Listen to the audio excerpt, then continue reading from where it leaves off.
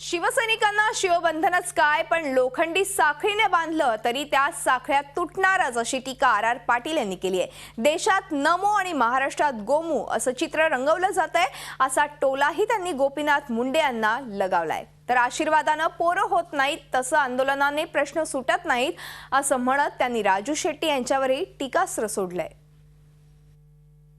उद्धव ठाकरेंनी आपल्या शिवसैनिकाच्या हातामध्ये शिवबंधन बांधलं, पण शिवसैनिक तटाता शिवबंधन तोडून देत आहेत। आता उद्धव ठाकरेंनी शिवबंधनच काय, लोखंडी साखळ्या जरी शिवसैनिकाच्या हातामध्ये बांधल्या तर शिवसैनिक तिथं थांबणार नाही।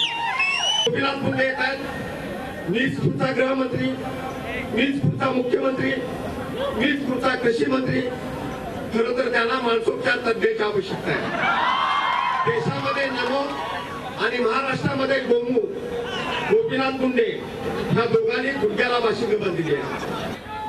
भारतीय जनता पार्टीचे कारखाने जिथं आहेत तिथं तुम्ही कधी आंदोलन केलं नाही। महाराष्ट्रामध्ये अलीकडच्या काळामध्ये कारखान्याच्या गणित हंगामाचा शुभारंभ जाळपोळीनेच सुरू केला।